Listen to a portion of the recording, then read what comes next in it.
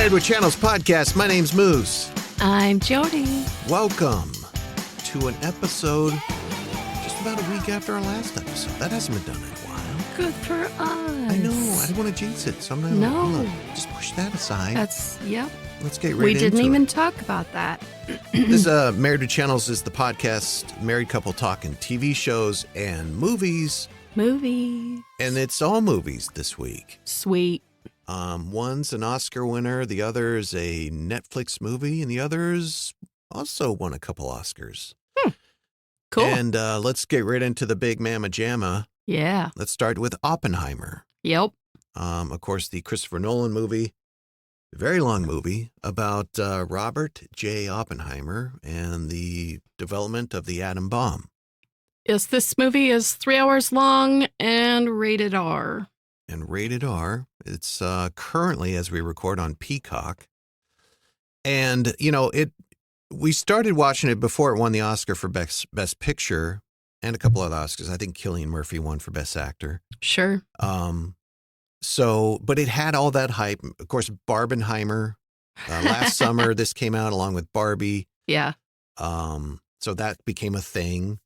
Of course it did. And we watched Barbie. Did we talk about Barbie on this podcast? I think we did, right? I don't think we did. I don't think we did. Yeah. Oh. I know.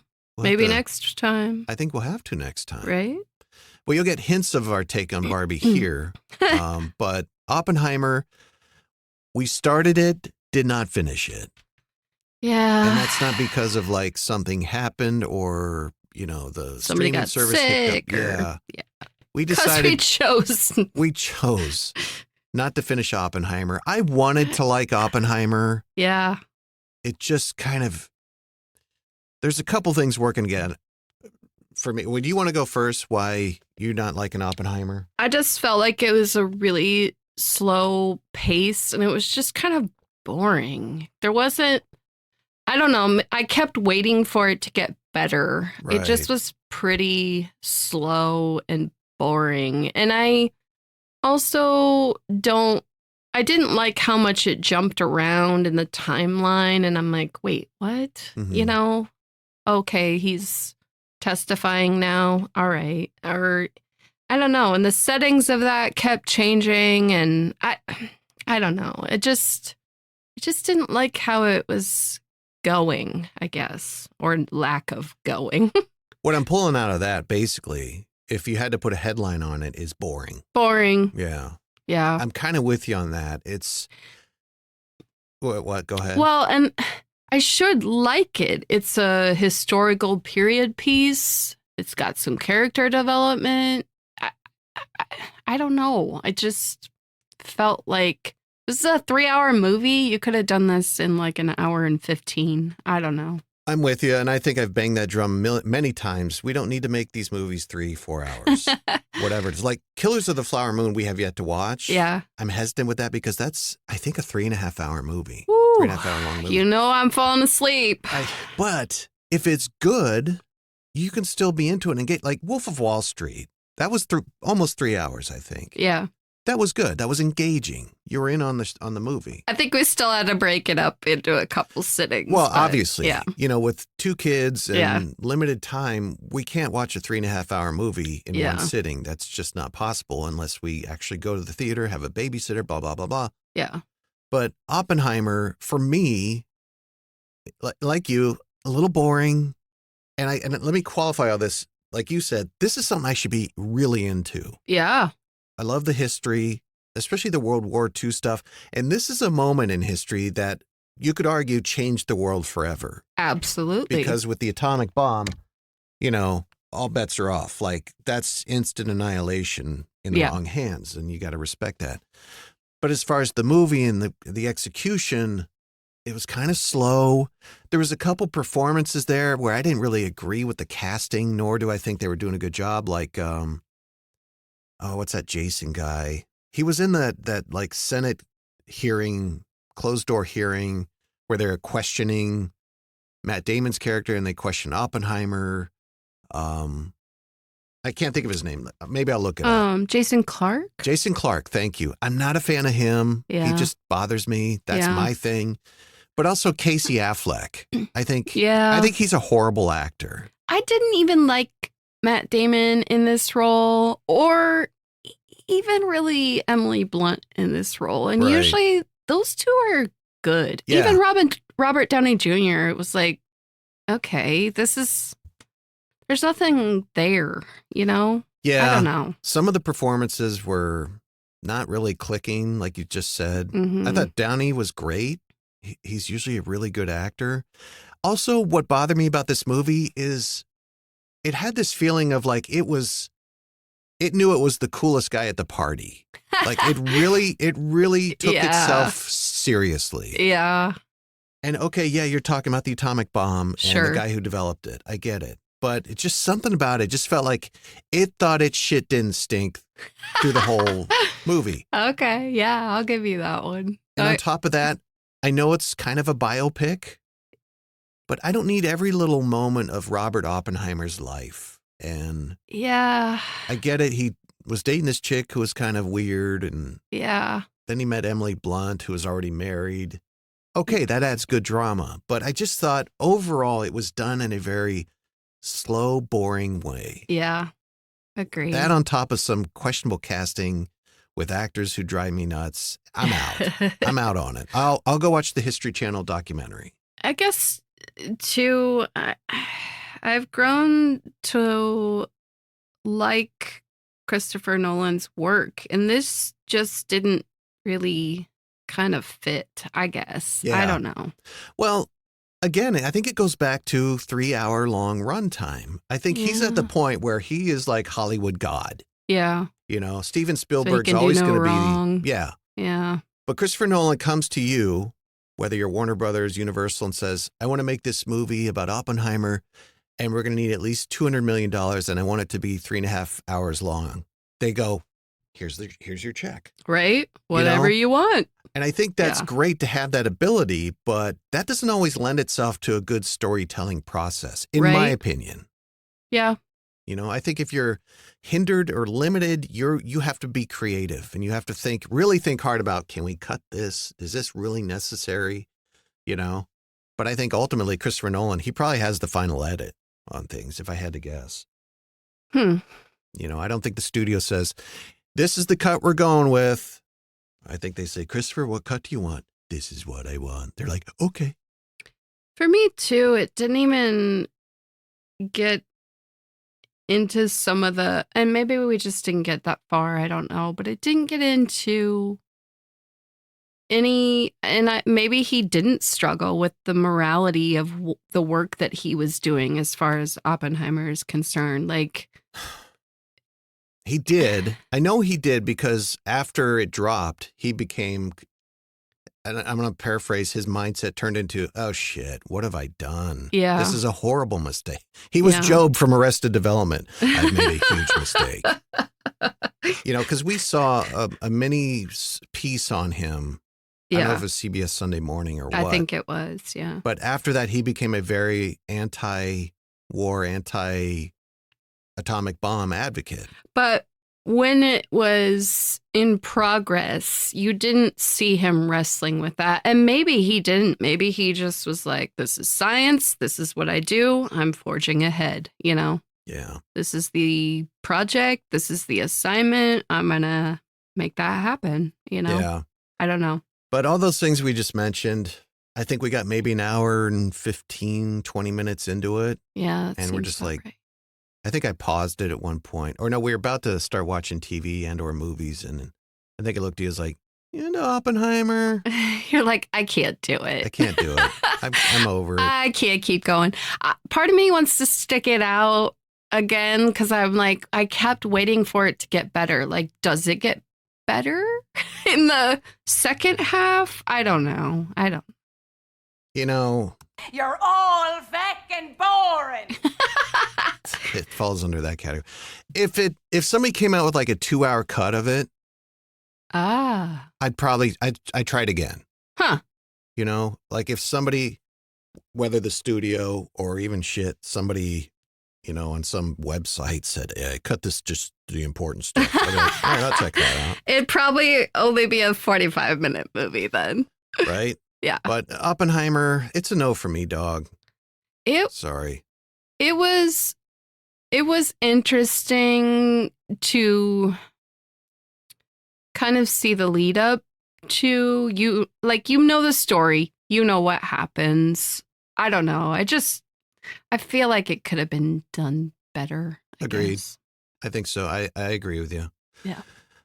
Shall we move on? Yes, we shall. Sticking with the Oscars, it won a Best Supporting Actress Oscar, The Holdovers, with Paul Giamatti. It's on Peacock, much like Oppenheimer. This is a movie that was, it's an Alexander Payne movie. Basically, the premise is this high-end boys' school. Set in the 70s. They have the winter break, and some students are held over because either their parents can't take them for the holidays or don't want to or whatever.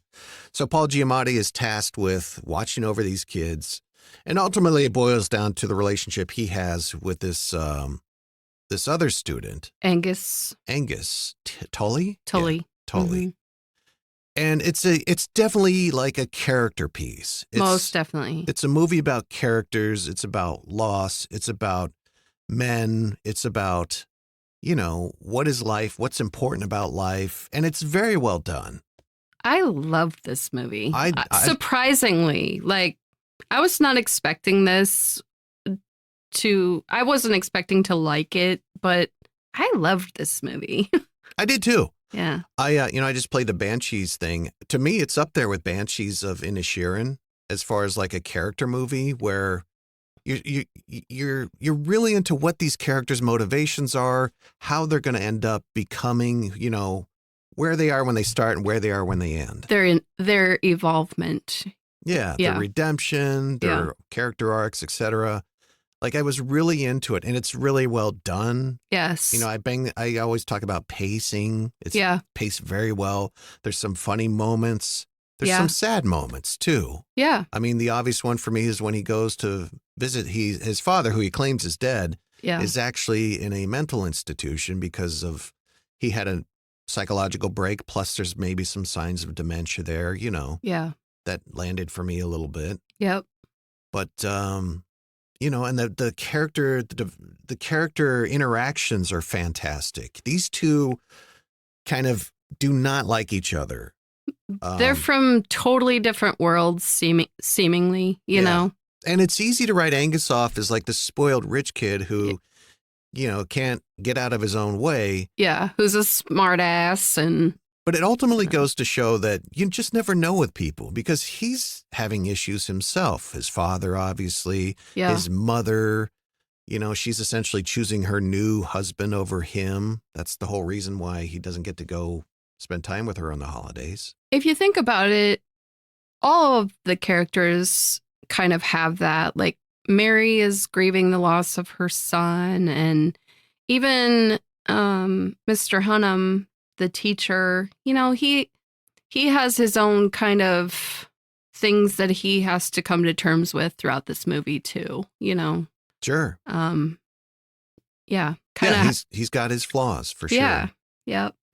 But I really liked it. I thought the script was good. The writing, there's a couple really good lines in there that are funny, and there is heart. There's also, some good character development there. So. Speaking of, you mentioned the funny lines. Here's one. Mr. Kuntz, for most people, life is like a henhouse ladder, shitty and short. You were born lucky. I mean, that's a great line. Whether you agree with that or not, that's a great line. Yeah, I think I read it came from the writer's grandfather? Uncle, thank you. And he was a veteran and just kind of pessimistic about life, and he said that line, and I thought it was great.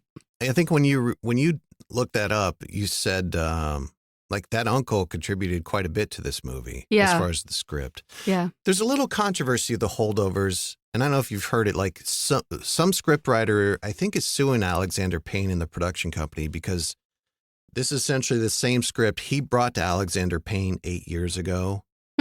and they took a pass on it, Hmm. but now it's been made, and that's literally all I know about it. I don't know the title of the original script or anything, but hopefully that gets all sussed Interesting. out. But Yeah, I don't like it when people steal from other people's creative works. That's not okay with me. yeah, and I don't know if they stole. It was Right. It could have been this guy had a script that was pretty similar Sure.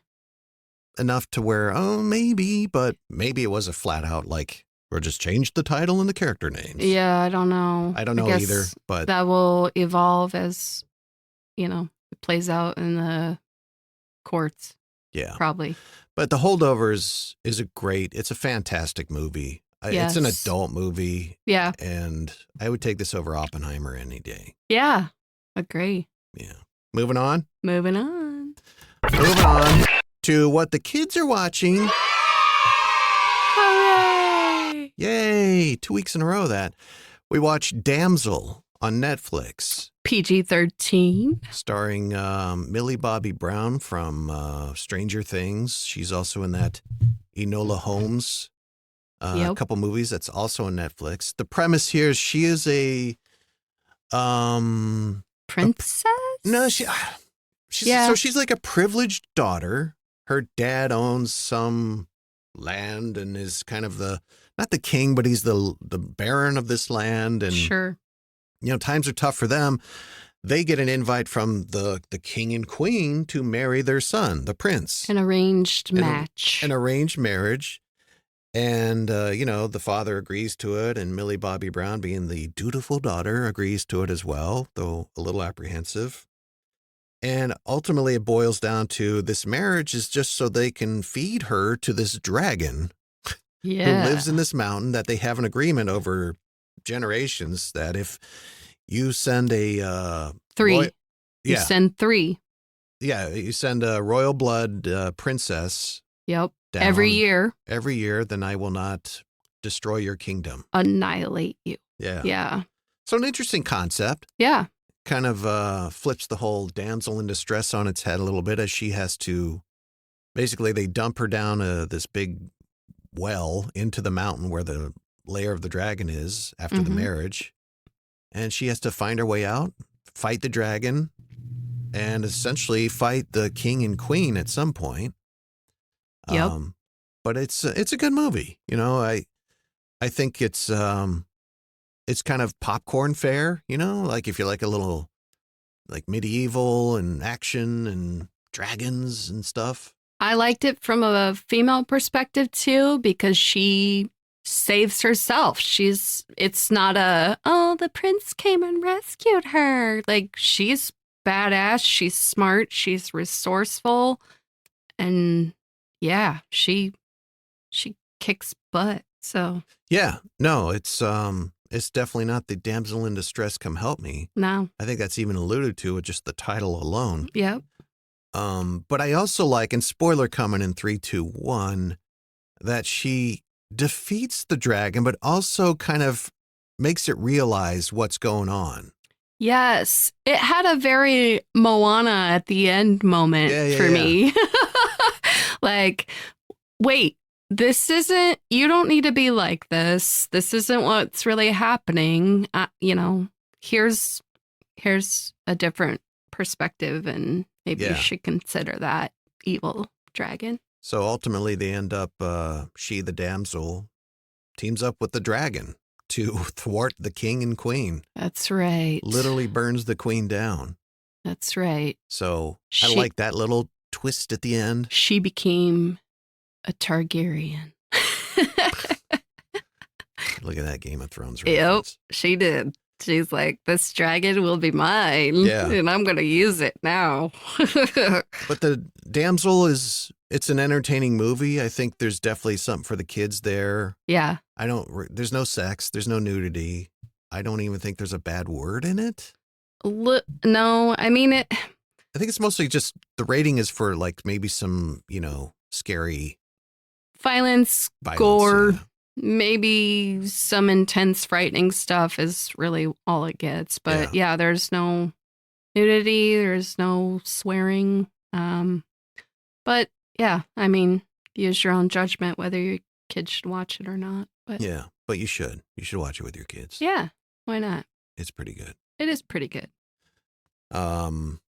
Anything else on Damsel, Jody?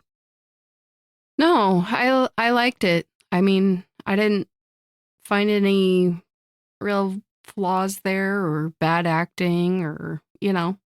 I just liked it. I was a little interested. I thought Angela Bassett. Yeah. Just, it almost seems like she's dumbing it down for this. Like this seems below her. Like she's such an accomplished, revered actress. Yeah. To see her play kind of like the stepmom of a princess movie, essentially, Sure.